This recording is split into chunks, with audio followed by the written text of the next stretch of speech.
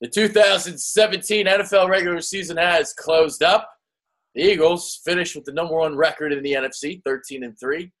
Yet, we're still not feeling good about the postseason coming up. Nick Foles, and we'll see about him. Sidney Jones made his debut. So let's bring Brendan Albert onto the show. Get into some film today. Some film on a 6-0 game. Yeah, I mean, this was, if you bought season tickets, this was the one game you might ask for your money back. Let's put it that way. So we're going to get into Sidney Jones clips first. But the first thing I wanted to get into is Nick Foles, and I thought he should have played at least a half. I don't like the way he exited. You had the interception, and then he goes on a 3-and-out, and then Doug Peterson takes him out. Like, you could not have taken him out when he was playing with less confidence.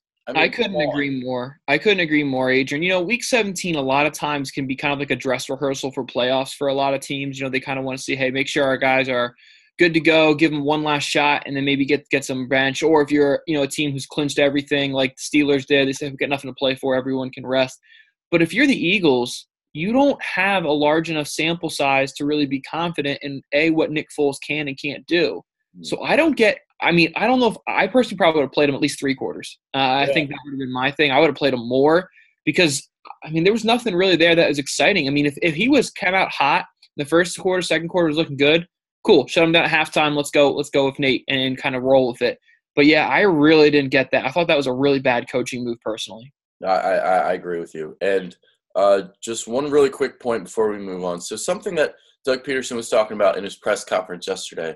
So he was talking about the 2013 playoff game that Nick Foles was in, and he was talking about potentially taking some of Chip Kelly's offense and incorporating it into the Eagles' offense. So this whole time he's been saying, well, we don't want to change things up. We want to keep doing what we're doing. Now he's like, okay, maybe we do want to accommodate Nick Foles a little bit more.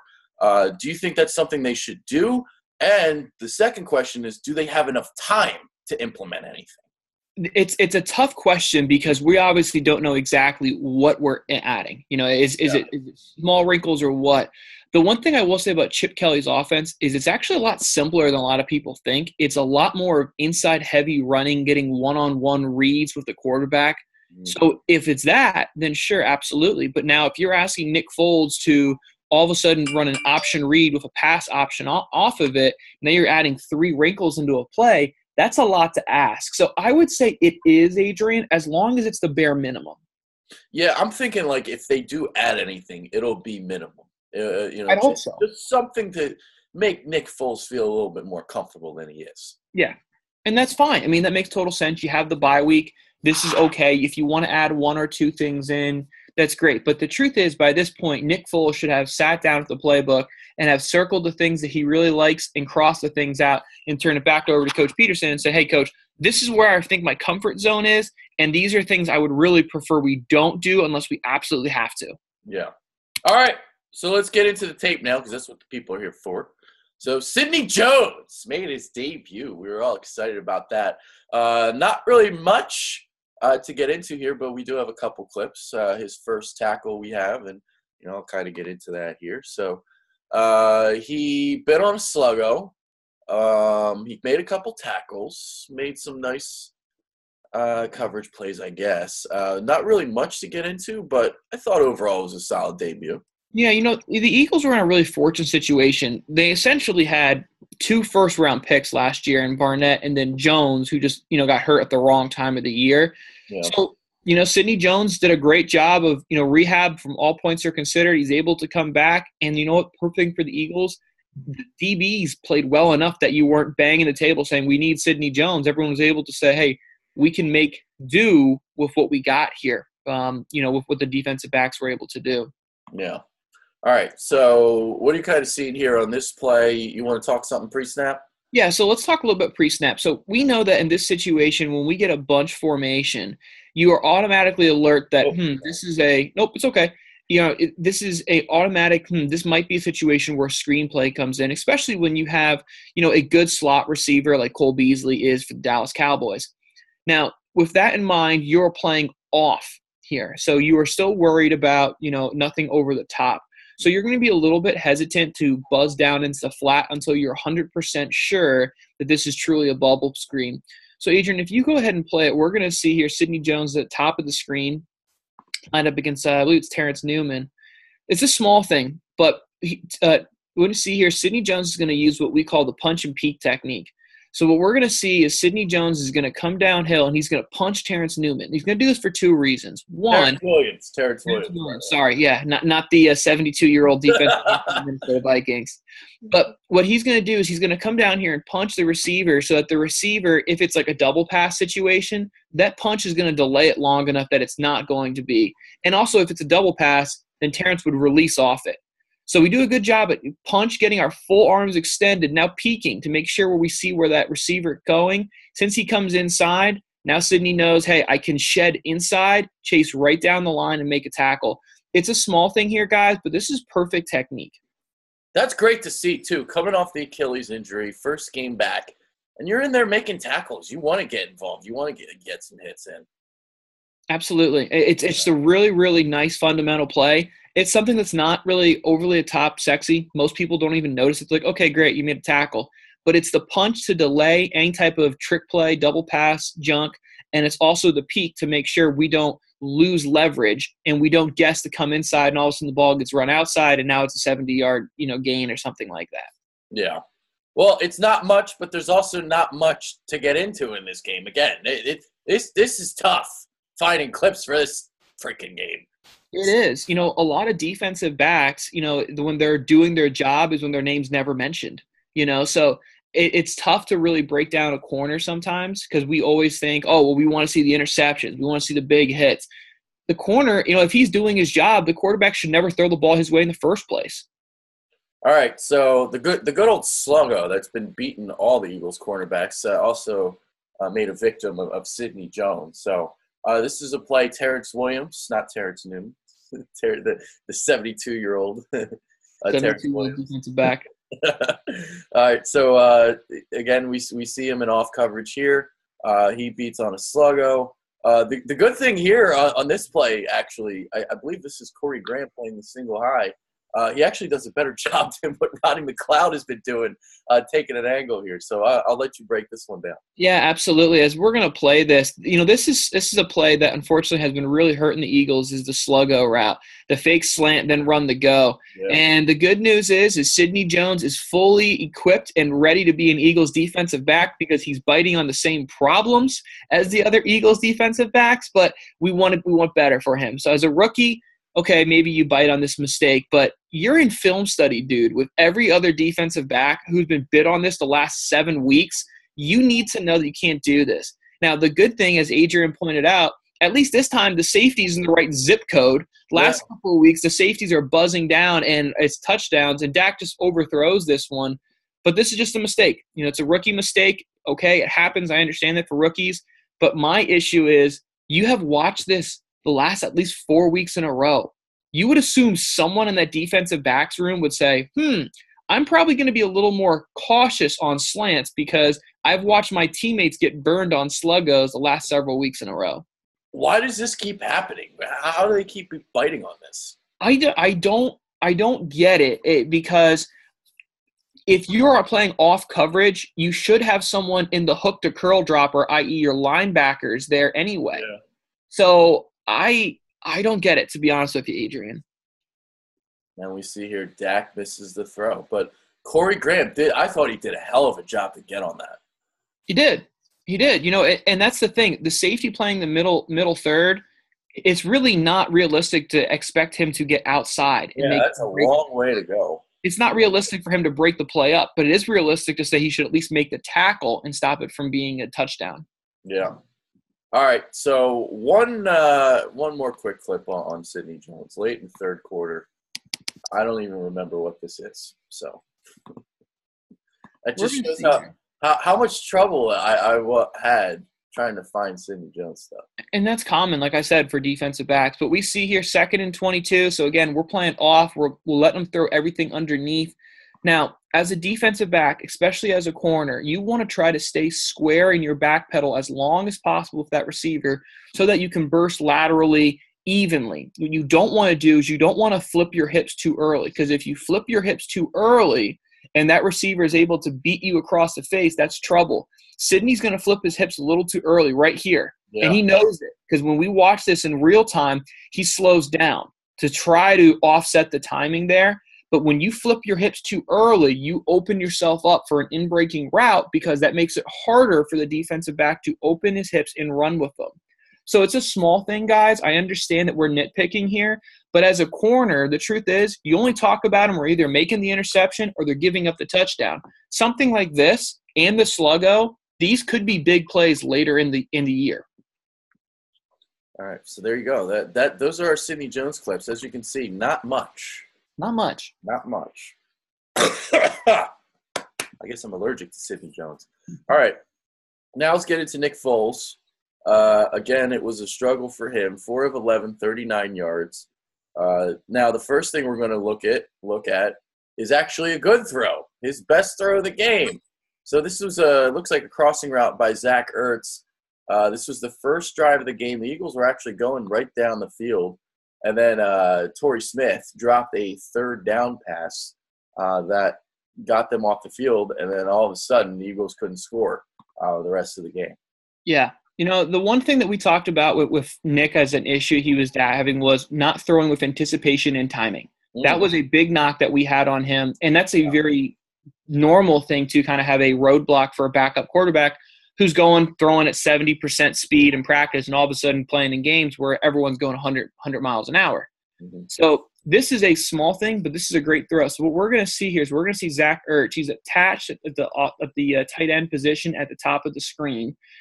And what we're going to see is he's just going to run a little over route. And Nick is going to do a really nice job at throwing the ball in between the hole in the zone, between the backer. And it's perfectly timed, and it's also the right amount of touch on the ball, which is what's going to allow Zach Ertz to clear the zone, and the ball's going to already be in his lap. Now, you're going to see here when Nick throws this ball, Ertz is still behind the linebacker, but because of the touch and the location he puts it, it allows Ertz to catch it and then allows him enough time to get a couple more yards and get upfield. It's a small thing, I understand, guys, but if you want to be a glasses half full kind of person, we weren't seeing Nick throws make many of these anticipation throws a couple weeks ago, so let's hope that this is something that he can continue to build on. Yeah, I've been kind of, it's funny with this because when he threw 4 touchdowns against the Giants, I was telling everyone to relax. Like, we're not going to see this every week. And now it's like I feel like I'm on the other side of the fence where I'm telling people to relax. Like, we're not going to see Nick Foles be as bad as we've seen against Dallas and Oakland in the playoffs. I think they'll kind of get righted a little bit. So, but then again, what the hell do I know anymore? I mean, look. What are we going to get? We don't know. I mean, let's call it what it is. When we have a backup quarterback, you are hedging your bets. When you have a starting quarterback, you know what you got because he's the starting quarterback for a reason. The backup quarterback, Nick Foles was a Pro Bowler once, not too long ago, and one of the better backups in the league. But he has struggled against some easy defenses. Yeah, it is concerning, definitely for sure.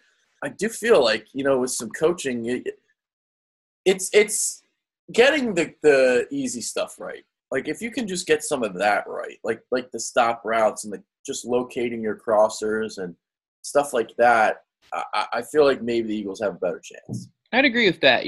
As long as Nick Foles' timing really gets right for when the ball should be released, when he gets top of the drop and things like that, good things are going to happen. Don't expect Nick Foles to go out there and drop 70-yard touchdown balls, like Carson Wentz does. And if you expect that, you're just setting yourselves up for failure, to be honest. Yeah. All right, so this was a bad one. This was not a good throw. No bueno. Now, I did talk about in last week how I wanted to see, Nick be a little more aggressive and push the ball down the field. I also kind of assume not throwing into double coverage is one of those things that you just assume is not okay. What we're going to see here at the top of the screen, Alshon's going to get double coverage. He's going to get the bracket coverage. Eventually, the safety is going to buzz over the top of him because Nick starts the rollout. So the whip route by Nelson Aguilar running about the 43-yard line, that's going to be the open throw to make. Instead, Nick tries to push the ball down the field. Corner is underneath it. Safety's over the top of it. There's nowhere for this ball to go. What could he have possibly been looking at there? I don't know, but Nick has to read the corner. If the corner syncs with the go route, then he needs to throw the whip route under Nelson. If he doesn't and you want to take a shot, at least you're taking a shot on one-on-one coverage. But because the corner dropped, this ball either goes to Nelson Aguilar or it goes to Joey in the third row of the link. I mean, this ball can't go anywhere else, to be honest with you. He did this against the Giants too, but this on this play against the Giants, he looked left first, and then he came back right and threw in the double coverage. This time he stared it down, and he still threw it. The other wrinkle that makes it even harder on him, and again, the pocket wasn't exactly perfect. I understand that. But when you start the roll to your right, there's no shot you're throwing the ball left. 99% of the time, you're not going to throw the ball left. So all the defensive backs do is now they angle away. And even if you have a backside receiver, they're pretty much saying, look, we double dare you to try to throw that ball 80 yards across the field now. It's not going to happen. And there you go. Bad interception. Not good. All right. So the other thing, even simple 5-yard routes, little hitch routes, he's inaccurate with his throws. And something you showed last week that I was looking at with him, sometimes taking uneven drops. And I noticed this again on this play. So this another instance. I mean, I would think that Doug would see this in the film room, right? This is an issue. When you don't take even drops, it automatically is going to turn every step is going to turn your body. When you turn your body, now your throwing motion is not going to be the same here. This is a little bit of an uneven drop. It's not the worst one we've seen from Nick Foles, but it's not the best one either. And this is, again, one of those small things. If I'm a defensive coach and I know you take uneven drops and you keep favoring this way, then I'm going to shade my defensive back and my linebackers to the side that you favor your drop to say that if you have to flip your hips, you've already added another yard. You can see here he's already added an extra 1.5 yards, which is going to time things up. The other issue we see in this motion here from Foles is he takes both hands off the ball and starts that baby padding motion. That messes up the timing of the release because now you have the ball here, then you have the ball here, then you have the ball here, then you have the ball. Oh, time to release. Now you're adding more time in your release. In the NFL, those milliseconds, they matter a ton. You can get away with that in high school, not in the league. Yeah.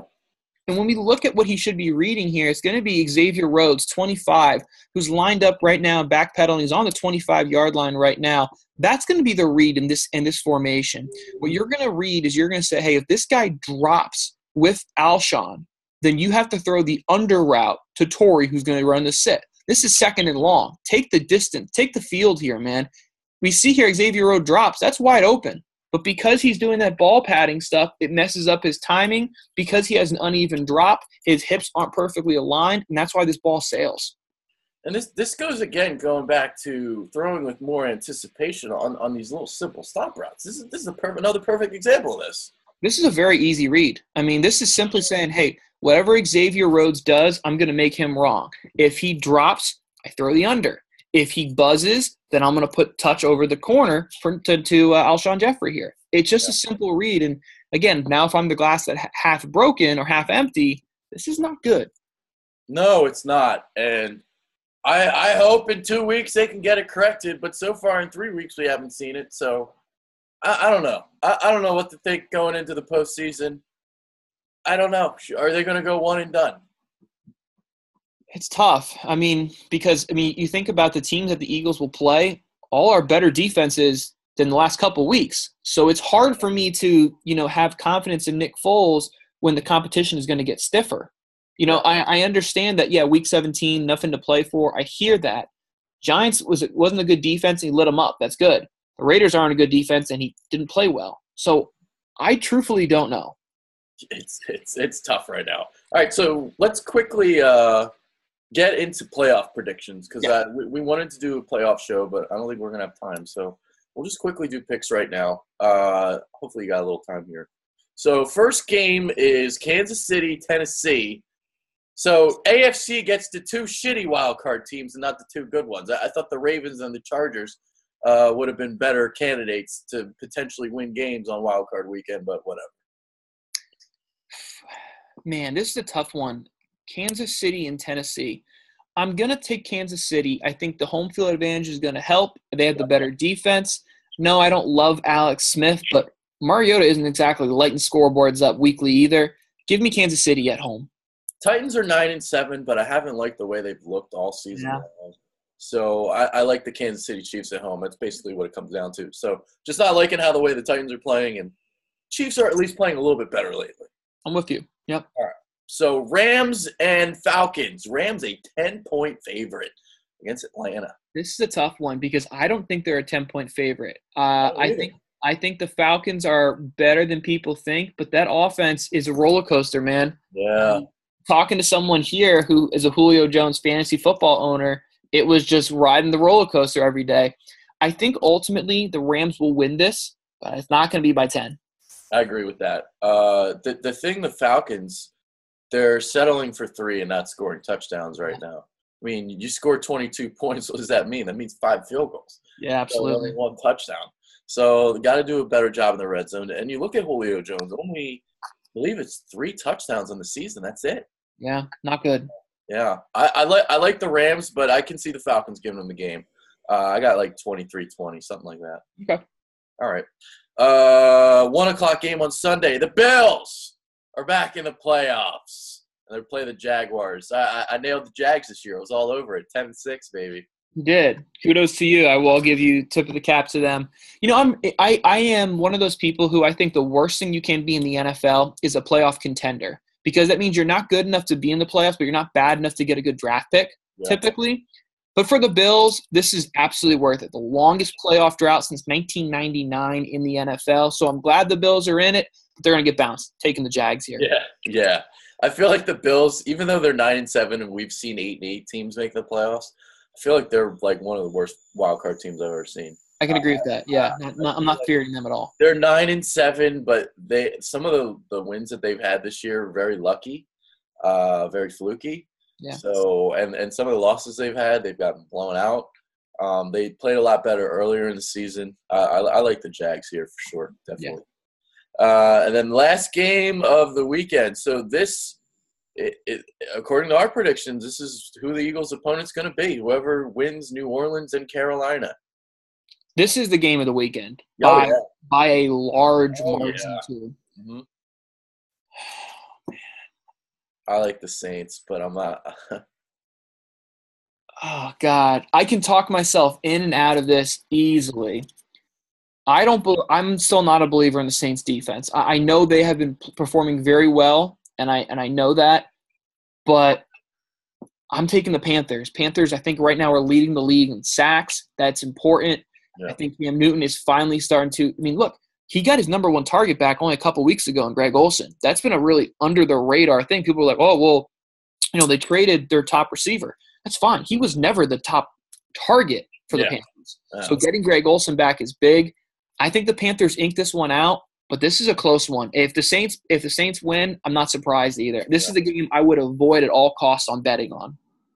The Saints are the team that I don't want the Eagles to play. I feel like the Eagles would have a shot against the Falcons or Panthers. I don't know about the Saints, the way that they match up, because the Eagles have been struggling with running backs out of the backfield and tight ends with Hicks' injury, and I don't think they can combat with Kamara.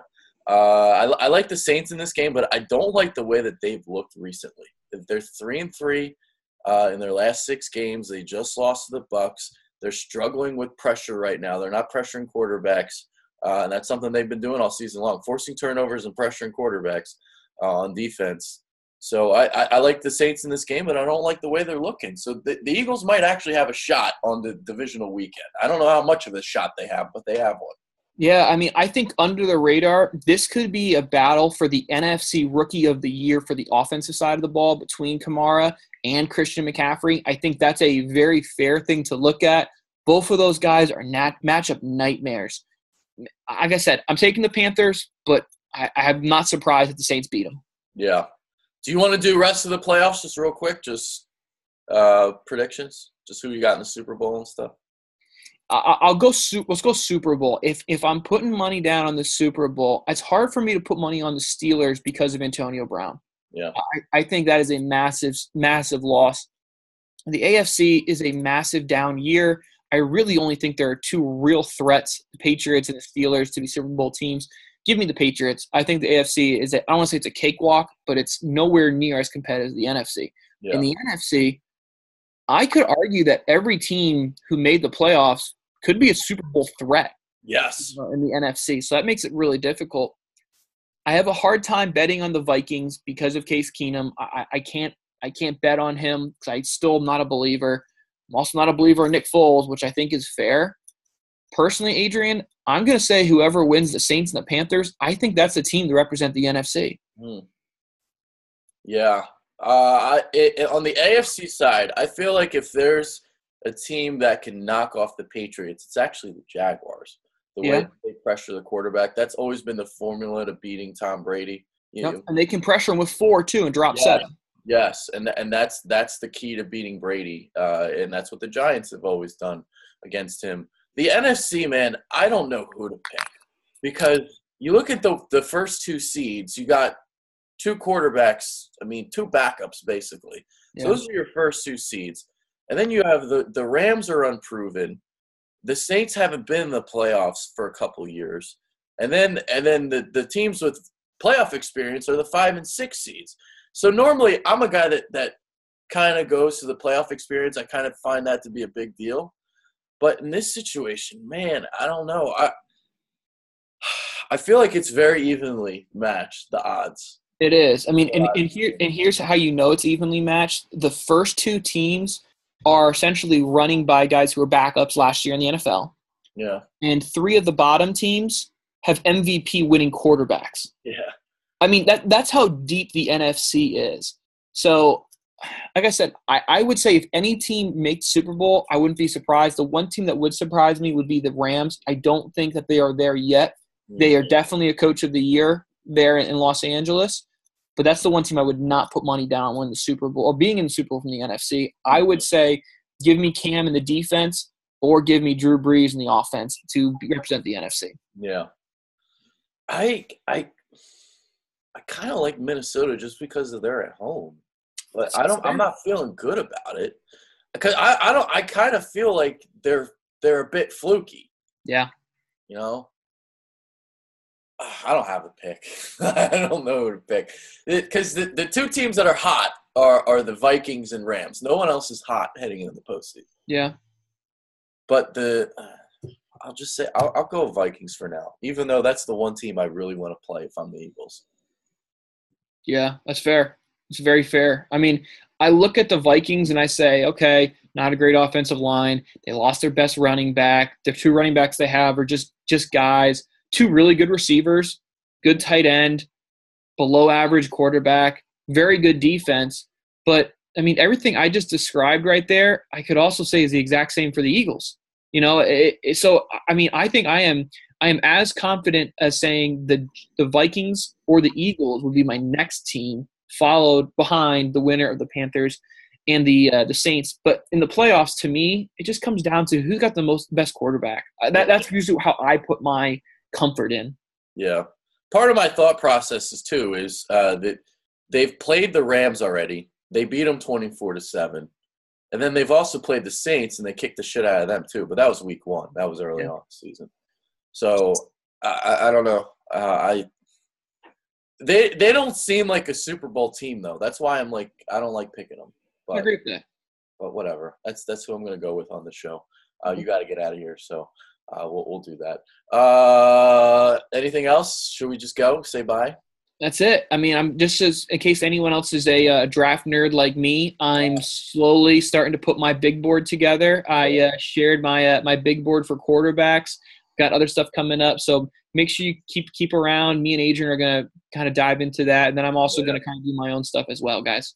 Follow Brendan on Twitter too. What's your handle? My handle is going to be @coach and then B as in boy Albert ALBERT. It's got a great picture of me in a blue hat. There you go. So yeah, follow him on Twitter. He'll have his big board. His quarterback big board is up, and we'll be going back and forth. We'll be talking. So you get into that. And right now the quarterback I like is Josh Allen. So I'm going off the radar. No, I'm with you. Josh Allen was my guy going into the year. I will die on that hill. I'm going to stick on it. I say that because I'm just going to give a kind of quick teaser here. Josh Allen did miss a little bit of time this year. He did have a good amount of turnovers last year. Those are two knocks that I will acknowledge. But he has the opportunity to perform in the Senior Bowl to really show he can do what he can. Obviously, has the Combine, Pro Days. And the one thing you have to give him is when you're playing with Wyoming talent, it's not a very good talent pool around him. So you can say, okay, well, maybe he wasn't as successful because of his talent pool. I have a hard time saying Josh Rosen and Darnold, weren't successful when they were surrounded by former 4- and 5-star receivers, offensive and defensive linemen. I have a hard time, buying that. I think Rosen is the best thrower of the ball. He's got an awesome release. It's just picturesque. Got some concerns about how he is as a leader. Do teammates really like him? He's also missed a ton of games, so he's very, very frail, which is a concern for me. Darnold, for whatever reason, turns the ball over, makes some really foolish mistakes. Then he makes really nice throws. So I'm not sure where he is. And then Baker, of course, is the fourth guy. Now, Baker is someone I think he's probably going to end up being in the top half of the first round. I like him. I would rather any of the three guys before Baker personally. The one thing I will give Baker is Baker reminds me a ton of Phillip Rivers. He has a lot of personality, a lot of confidence, a lot of ego, but notice two things. He never gets personal fouls, never gets flags called on him, so I can't complain about it. And his teammates love him. Love him, love him, love him. So I can't care about your personality. If you're not getting flagged for it, you're winning, and your teammates love you, I'm good with it. Rosen, on the other hand, there's a big question about how much of a teammates actually like him. That's a concern for me and Rosen. I think it's not a stretch to say Josh Rosen could be Jay Cutler. Baker Mayfield, does he have enough arm strength for the NFL? Yeah, he has enough arm strength for the NFL. I don't think the Drew Brees comparison is fair. I think Drew Brees is just a whole nother level of arm strength. But Baker does a good job, with the arm strength he has. I think his comparison to Russell Wilson is pretty fair. The reason why I can see the Brees thing, and the reason why I say this is the way he manipulates safeties in the pocket, the way he uses his eyes, that Brees kind of does that. Yeah, I think that's fair. I think, Russell does that a little bit too. Now, Russell is a far better scrambler than Baker. I think Baker is still a very good scrambler. But like Russell, he will scramble to make throws downfield. He doesn't scramble to make running plays like Johnny Manziel did. Yeah, that's the only Drew Brees thing I see is manipulating the safeties because he has to because of his height. So, yeah. But other than that, that's the only Drew Brees comparison I like Russell Wilson better. I like that. Yeah. Okay. All right. So we'll end it on that note. So half our film study was the Eagles, half of it was playoff and quarterback talk. Love it. All right. That's Brendan. I'm Adrian. We're out. Take care, guys.